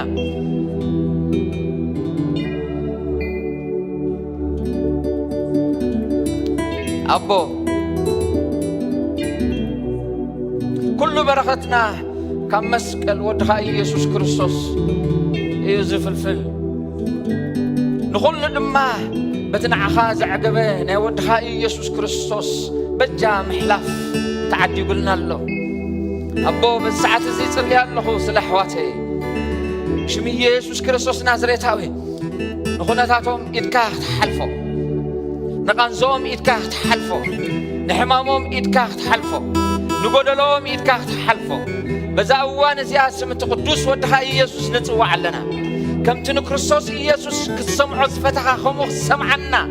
ተቐቢልካና ኢኻ እሞ ብሽም ኢየሱስ ፈውሲ ይኹን ንብላ ኣሎና ፈውሲ ይኹን ንብላ ኣሎና ምጥዓይ ይኹን ንብላ ኣሎና ሎሚ እግዚኣብሔር ሆይ ሃሌሉያ ብሽም ኢየሱስ ክርስቶስ ናዝሬታዊ ቃንዛ ዘበለ ዝተፈላለየ ዓይነት ሕማም ይግዓዝ ሃሌሉያ ይግዓዝ ይኺድ ብሽም ኢየሱስ ክርስቶስ ናዝሬታዊ ሃሌሉያ ይኺድ ይኺድ ይኺድ ብሽም ኢየሱስ ሃሌሉያ በእምነት እንተዳ ጸልኹም ኣሕዋተይ ኢየሱስ ክርስቶስ ሃሌሉያ ኣብ ህይወትኩም ኣብ ስጋኹም ከዓዩ ሃሌሉያ ብዝተፈላለየ ምኽንያት ከዓዩ እግዚአብሔር ይመስገን ብኽርዳእኩም ዝኽእልን ብኽርዳእኩም ዘይክእልን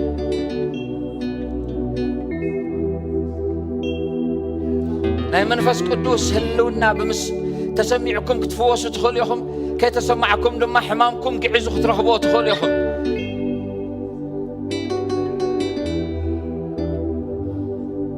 ሃሌሉያ ፈትሽዎ ፈትሽዎ ፈትሽዎ ድለይዋ ኣብ ኣካላትኩም ሕጂ ድለይዋ ኣብ ኣካላትኩም ሃሌሉያ ክትገብርዎ ዘይትኽእሉ ዝነበርኩም ሕጂ ክትገብሩስ ክፈትኑ بميديا تكاتلنا زلهم حواتون انتدا حلهم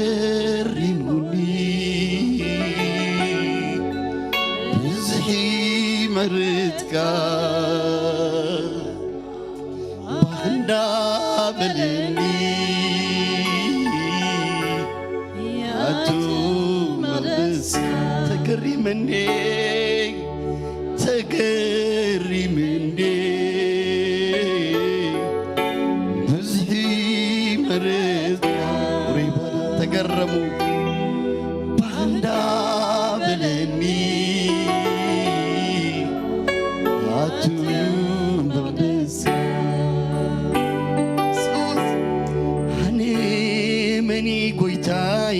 ኣነ መኒ ኣነ መኒ ኣነ መኒ ሕረት ዝበዝሓለይ ሰብኮይ ሰብኮይ ሰብኮይ ርእሰይ ፈልጣንዴ ኣነ መኒ ኣነ መኒ ኣነ መኒ ዋጋ ዝተኸፍለለይ ሰብኮይ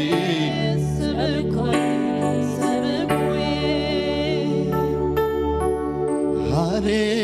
መኒ ጎይታይ ኣነ መኒ ኣነ መኒ ኣነ መኒ ደምካ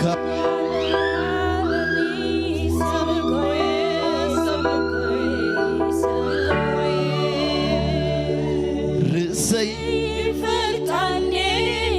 ኣነ መኒ ኣነ መኒ ኣነ መኒ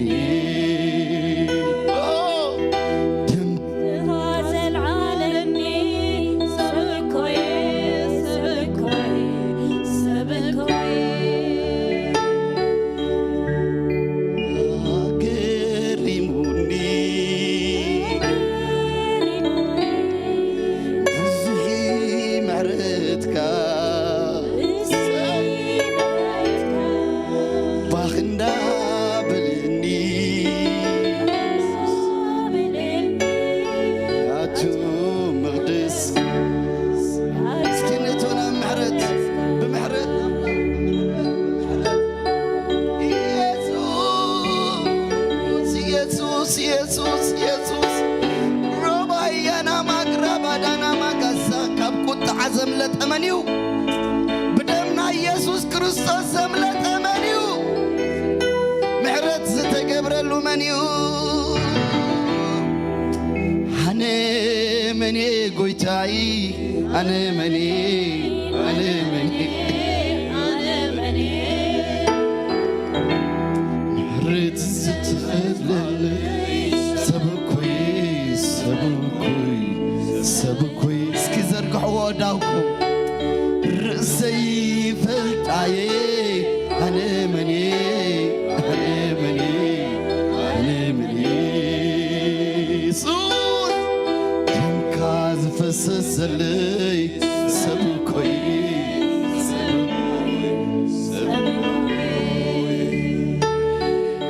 ኣነ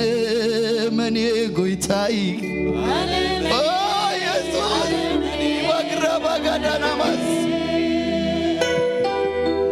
ምሕረት ዝበዝሓለይ ሰብኮይ ሰብኮይ ሰብኮይ እንታይ ክብል እንታይ ክብል እንታይ ክብል እንታይ ክብል እንታይ ክብል እንታይ ክብል እንታይ ክብል እንታይ ክብል እንታይ ክብል እንታይ ክብል እንታይ ክብል እንታይ ክብል እንታይ ክብል እንታይ ክብል እስኪ ብምሕረቱ እናተደነቕና ንጸሊ ኢየሱስ ብምሕረቱ ስለ ዝተኸበብና ብምሕረቱ ካብ ቁጥዑ ስለ ዘምለጥና ሃሌሉያ እንታይ ክብል እንታይ ክብል እንታይ ክብል እንታይ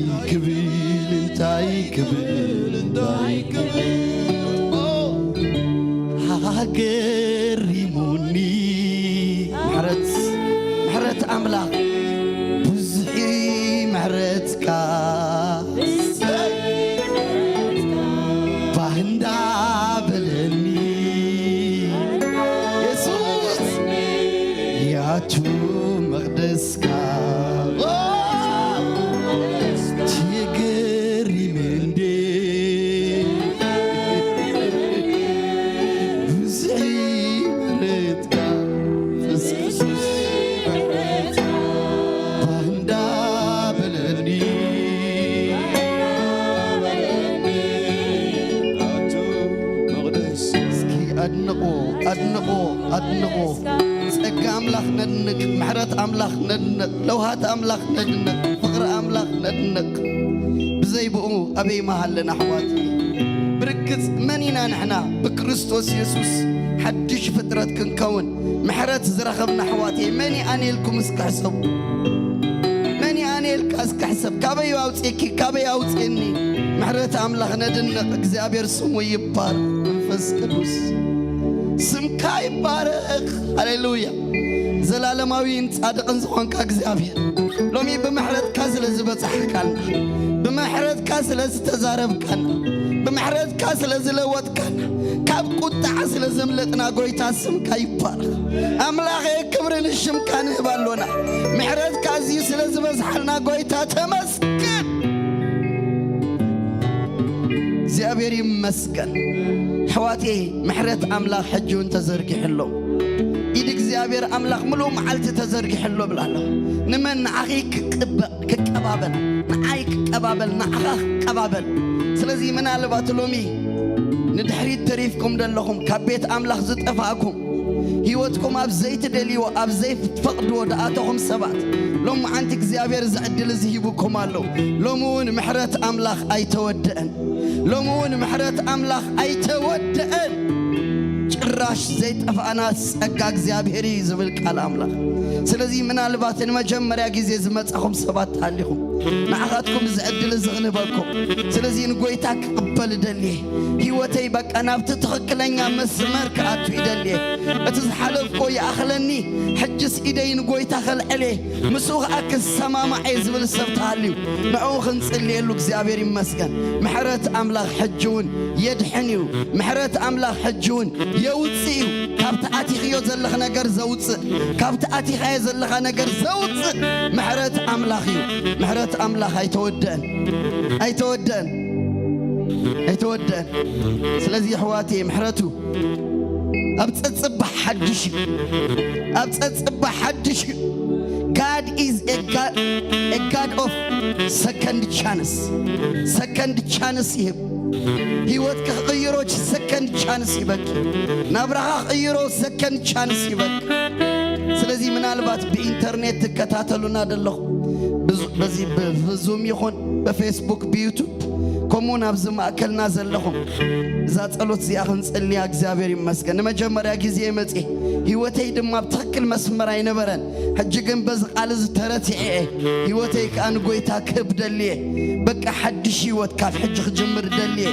ዝሓለፈ ይሕለፍ በቃ ይእከል ሕጅግን ናብ ትክክለኛ መስመር በጎይታ ኢየሱስ ክርስቶስ ዝርከብ ምድሓን ናው ኸመጽእ ትብሉ ሰባት መጀመሪያ ጊዜ ዝመጻኹም ሰባት ታሊኹም ዳውኩም ከተሪኡኒ እንጸልየልኩም እግዚአብሔር ይመስገን ኣብዚ ዘለኹም ዳውኩም አርኢንሞ ኢየሱስ ጎይታዩ መጀመሪያ ጊዜ ዝመጻኹም ህይወትኩም ንጎይታን ኢየሱስ ክትህቡ ወሰንኩም ዳውኩም አርኢኒ ብዙሕ ጊዜውን ተመላሊስኩም ዝውሳነዚ እንድሕር ደይወሲንኩም ሕጂ ኣታናይ መዓልቲ ምድሓን ከምኡ ድማ ንድሕሪት ተሪፍኩም ዝነበርኩም እጅግን ጎይታ እግዚአብሔር በቃ ትስዕብዎ በቃ ዝቆረጽኩም ዝወሰንኩም ምልክት አርኢንሞ እንጸልይና እግዚአብሔር ይመስገን ኩላትና እንዳጽነና ኣብዚ ኣብ ኢንተርኔት ዘለኹም ከኣብ ፌስቡክ እንድሕር ኮይኑ ሓደ ጽሓፉ ዋን ሓደ ጽሓፉ እግዚአብሔር ይመስገን بيوتيوب دم ما بجزاهم زلهم مسكويت حج قال أتو زقال زي لا تحني يتبلو بمحرات أملاخ تدني يتبلو حجونا محراتو زابير مسكن بمحراتو ختملكو عدل ذهبكم أبتزلهم وبوتاهمكم والسنو تنبرك خطو قلوب تفع بحلف أبيوتيوب ندحر كوينو بجزاهم ندحر كوينو تنبرككم تصلي زابير مسكن أبزد لنا خا ملكتار إنه ما تصلي لكم زابير مسكن ويتبارك برغتي ويتبارك God is a God of second chance كلاي عدل هيبك እግዚአብሔር ሃሌሉያ ኢየሱስ ጎይታይ ካሎት ከለኹም እግዚአብሔር ይኽእል ይኸውጻክ ለሙን በመሕረቱ ዝቀባበል አቦይ ዘሎ አነ መኔ ጎይታይ አነ መኔ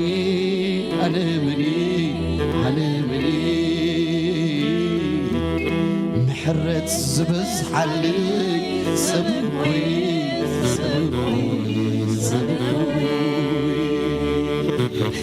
رسي ይፈልጣንዴ አለምኔ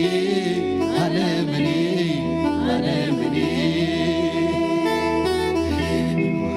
ርት ዝብዝዓለይ ሰብኮይ ሰብኮይ ሰብኮይ አባ አለምኔ ጎይታይ አለምኔ ኢየሱስ ويسوس كذكرك نسخة من يغال يسوس كذكرك حفتة يسخ من يغال أبكرمي وكبيركي يسوس إيدو تزرقي قبلك قبلك فتيو يسوس قويتاي الرسي فلت عندي علمني علمني علمني وقاز تخفل لي سبكوي يسوس كبيل انتاي كبيل انتاي كبيل انتاي كبيل انتاي كبيل انتاي كبيل يسوس انتاي بال انتاي بال سلازي بمحرة أملاخنا تدناكو يسوس قويتاي سلازي أب إنترنت لهم بحلفة بميديا فيسبوك تاتلنا دلهم معلت مدحان حجيا محرت እግዚአብሔር حجونا يتودن زحلف عسرا زحلف ነገር ريهم بايهم كلاتنا كابتي قدتي كابتي مرقمتي كابتي بقى مقصفتي اوصي دوز بلكا اب قدميو نختقوم እግዚአብሔር ادلك بكا ስለዝደለየ ስለዚህ ለሙን በመሕረቱ خصوعك زفتو ابو ስለዝኾነ حجون حد لكم صحافهم سليهم كنصلينا سلازي اب ميديا زلهم بحلف دمان ميديا تقوصاصرو زلهم حوات حد صحافو اندحلام عليهم تختاتلوهم يخم اب يوتيوب دلهم دما اب غزاهم حج تنبركو يسوس اب تزلهم بوتا خبصحكم هيوتكم كلوت تاريخكم كلوت يغيل ينسو እግዚአብሔር ይመስገን يغيل ينسو ኢየሱስ ቆይታይ ሃሌሉያ ኢየሱስ ክርስቶስ ተማልን ሎምን ዘላለም ሕያዊ አነ መኔ ጎይታይ አነ መኔ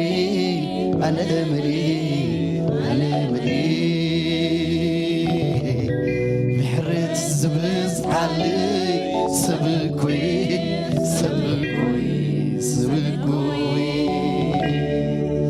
ርእሰይ ይፈልጣንዴ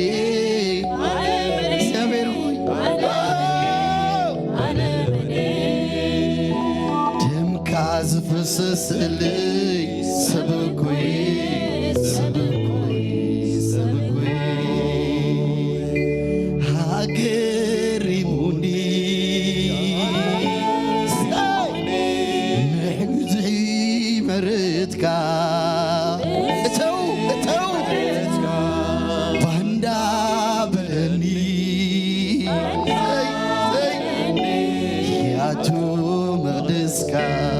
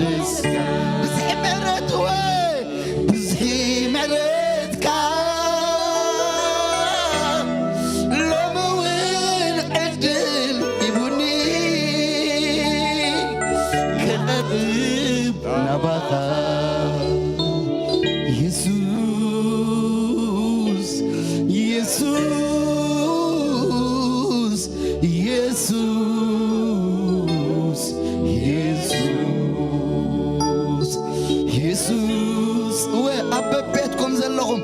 تنبرككم نزع أملاغ السجدلو نزع أملاغ زي أملغو بمحراتو زعكبنا بمحراتو بلوهاتو زتأمتنا يسوس وي يسوس يسوس يسوس يسوس اسكناي موداتنا بزحي محرتك لومين عدل هيبوني كقرب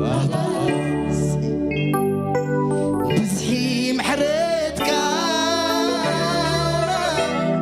لومين عدل هيبوني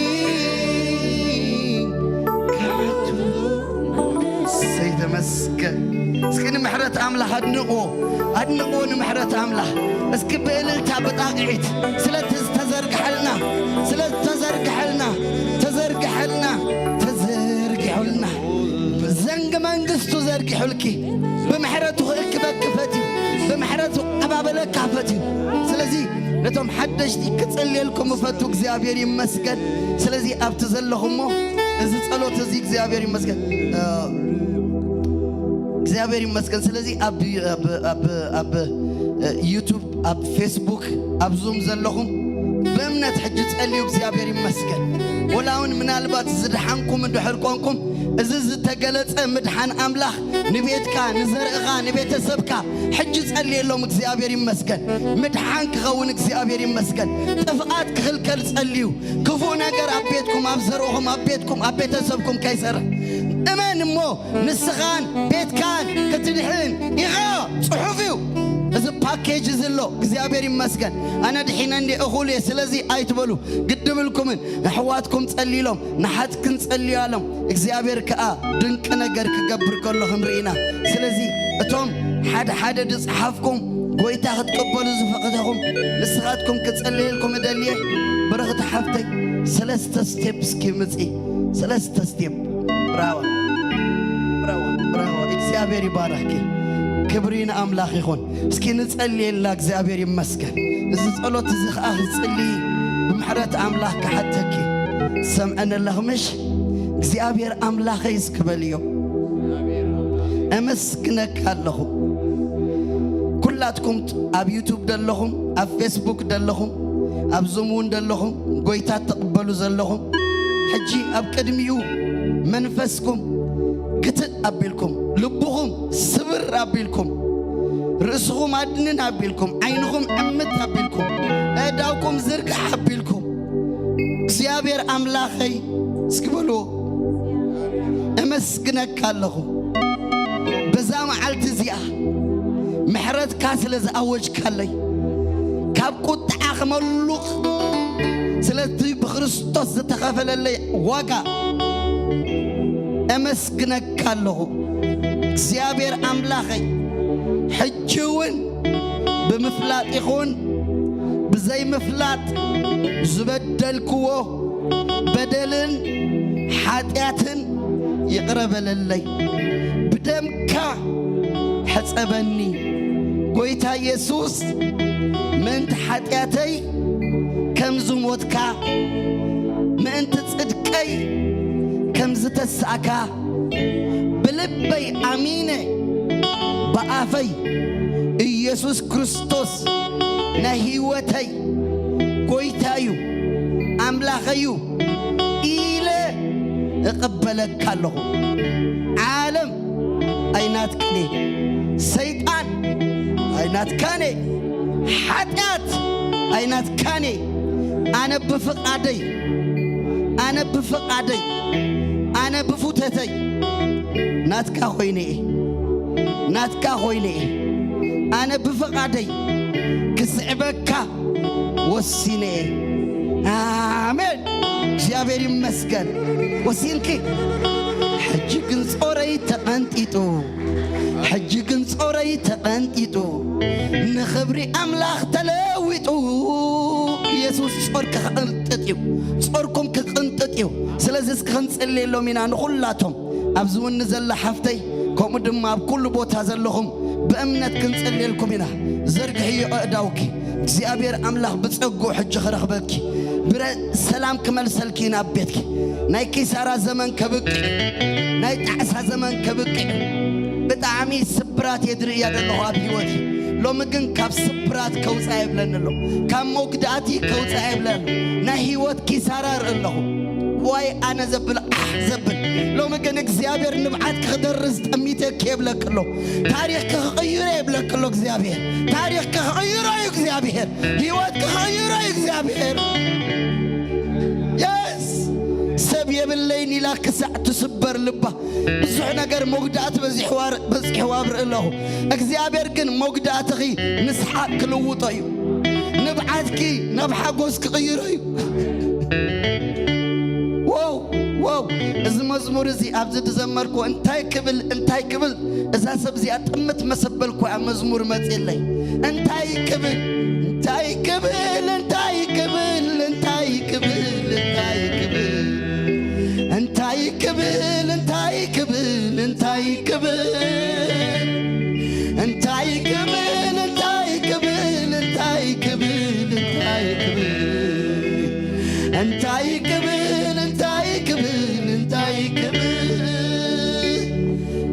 أنا مني قويتاي أنا مني محرت زبز حلو سبكوي محرت أملاخ بزي حلكي أبستفلاني بوتا زلهم እግዚአብሔር ምሕረቱ ዘእዝዝ አምላኽ እዩ ሎም አንቲ በጎይታ በኢየሱስ ስም ዘአሰረኩም ማእሰርቲ በስም ኢየሱስ ይበጠስ በስም ኢየሱስ ይበጠስ ማእሰርታ ይበጠስ ዘሐላለኸ ህይወታ ተስፋ ዘቁርጥ በስም ኢየሱስ ሰብረለሁ ሎም አንተ በስም ኢየሱስ ይሰበር መርገም ይሰበር እንክሊል ዘብል ታሪኻ ዘበላሹ ህይወታ ከቅበዝብዛ ዝተላኸ ዘቅበዝብዝ መንፈስ ውፃ ህይወታ በስም ኢየሱስ ክሉ ዛ ህይወታ ስበራለሁ ራይዎ ርሳ ሒዙ ተስፋ ዘቁርጥ ናይ ሞት መንፈስ ሓዛ ወደቅ ከለ ዝሪ በስም ኢየሱስ ውፃ ህይወታ መርገም ካብ ዘርኢ ዝወራረድ ውፃ በኢየሱስ ውፃ በስም ኢየሱስ መርገም የዝሪ መርገም ከርተት ደብላ ዘሎ መርገም بقويتا بيسوس سمزكالو سلسة سعويها وطع بيوتا بشم يسوس وطع بيوتا بشم يسوس وطع بيوتا سبرو مركم رلو عنكرين زبر وطع بعباويات ندوها زمنوز مستفقر تقمتي وطع بيوتا عبيوتا بعباويات رساك تقتل كقبرعي تبل زنبركا ناي مستفقر منفس ناي ابدان منفس زمنا زحزكا بحلف دمه قدم 10 عمت كاب حدا اسلاما يزرزلو زتقبره كاب صقرا توسيدو زتدقم دقمتي እግዚአብሔር አፍሪስ ይብለንሎ ይፍረስ በኢየሱስ ውጣ كلغا فيوتا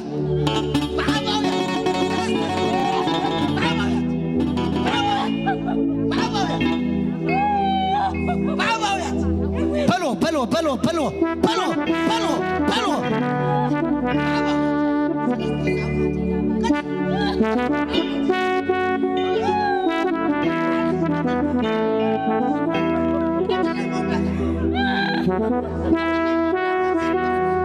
كيكا بيوتا قتل سبرو أبي هيوتكم استقبره مرقم يسبرالو دقمتي يسبرالو حيل عقانتي يسبرالو بشم يسوس يسبر بشم يسوس أفرسوسكي أفرسو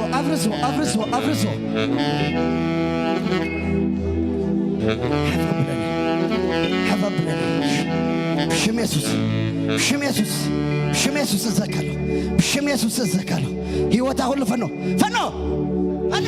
تغات قبرا دليها يسكرتت قبلا يلكازم هتخ 10 عمت كرتت بلو زعنا قرا خبلاش زوتي حج الزكالو فنو بشم يسوس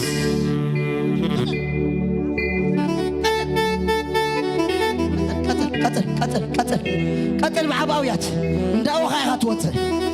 ኻያት ወጽ መርገም ሰብረካለሁ ህይወታ ፈኖ بشم يسوس اسكي بحنسا بقويتا بإيسوس سبلو سبرو بقويتا بإيسوس سمي السبب بقويتا بإيسوس سمي السبب بقويتا بإيسوس سمي السبب بلج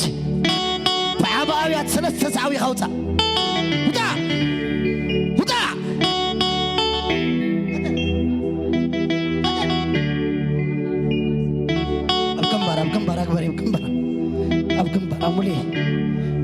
أبكم بري مولي بشميسوس فنو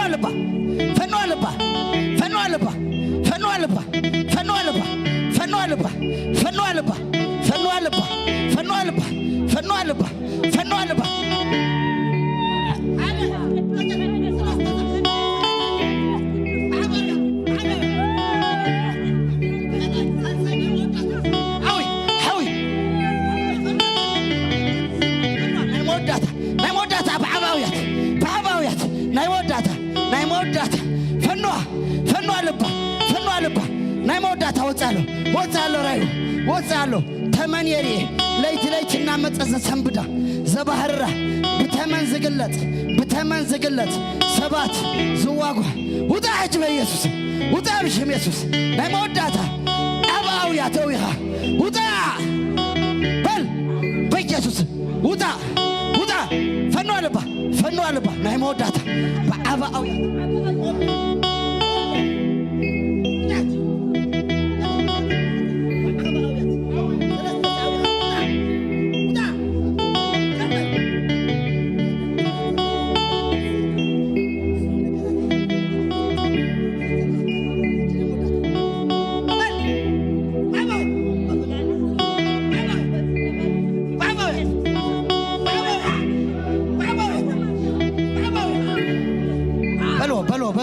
بلو يس راي وطي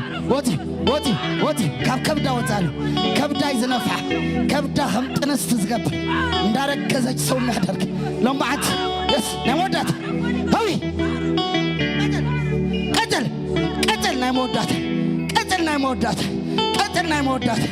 قتل ናይሞዳታ ሽም ኢየሱስ ዘከለው በል راي وحجوتي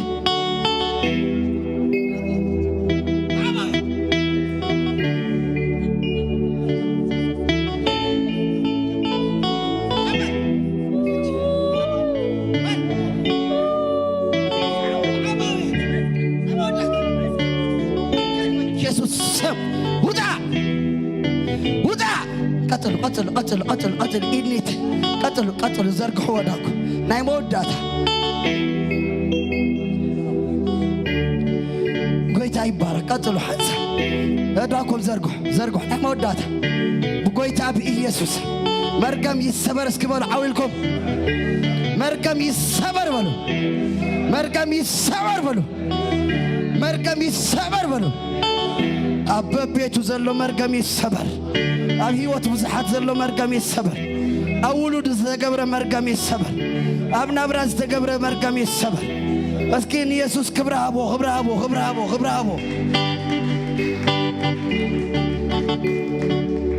هاليلويا حديث يروني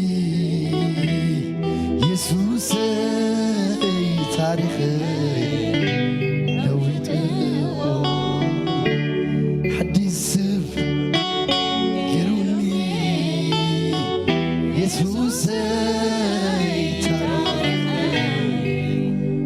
اسكي بلل تنزغوي تازي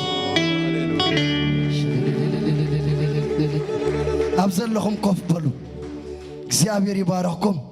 ናብተቀጻላይ ፕሮግራም ከንካይድ እንዲና እግዚአብሔር ሰናዩ እግዚአብሔር ይባረክ ፓስተር ባረኮስኪ እግዚአብሔር ይመስገን ሓርነትና ተአዊቹልናይ በክርስቶስ ኢየሱስ ሐድሽ ፍጥረት ኮይናይና عدانا تغفيليه حدش يسبي بلوس أواج حدش يسبي بلمون كذي أبير كبر هبو ودي الله كذي أبير يبارككم thank you نابتخال أي program سلنا غير ناب باستر كوس دكمي